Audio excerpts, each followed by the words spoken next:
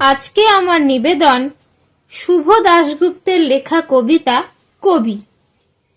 অনেকদিন ঘুমিয়েছিলেন কবি।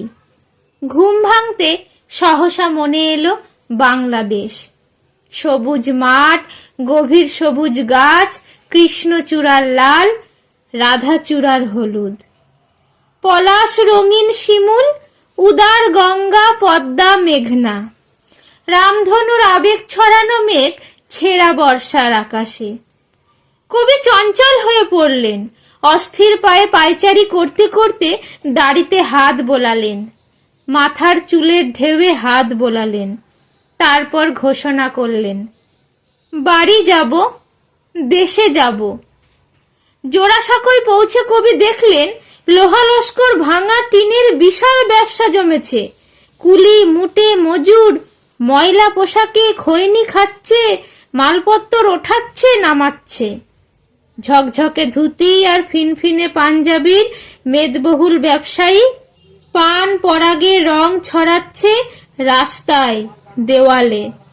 মোড়ের মাথায় শনি ঠাকুর, ভক্তেরা চটি খুলে খুচরো পয়সা ছুটছে।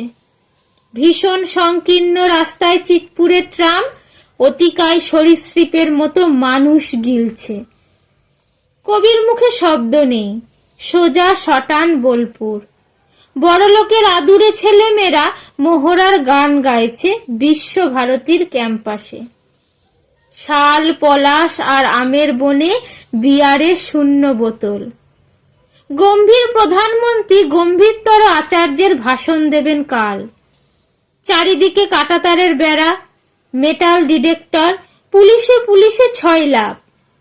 মাইক টেস্ট হচ্ছে, তাতে গান বাজছে। দিও তোমার জগৎ সভায় এইটুকু মোর স্থান, আমি হেথায় থাকি শুধু গাইতে তোমার গান। এক দঙ্গল ছেলে মেয়ে কবির সামনে দিয়ে হৈ হৈ করতে করতে চলে গেল। কবি শুনতে পেলেন, বোলপুরের ভিডিও হলে এরা সবাই কাল নীল ছবি দেখেছে চুটিয়ে। কবির চোখ ফেটে জল আসছে। কবি মুখ ঘোরালেন। অনেক পথ ঘুরে বিশ্বভারতীর বিশাল অফিসের সামনে এসে দাঁড়ালেন রিজু পায়। তারপর মাথা উঁচু করে হিরণময় কণ্ঠে বলতে শুরু করলেন, মানুষের ওপর বিশ্বাস হারানো অপরাধ। প্রাঙ্গণে মোর শিরিষ শাখায় মানুষের ওপর বিশ্বাস রাখো। হত্যা, ধ্বংস, মারণযোগ্য চিরন্তন নয়।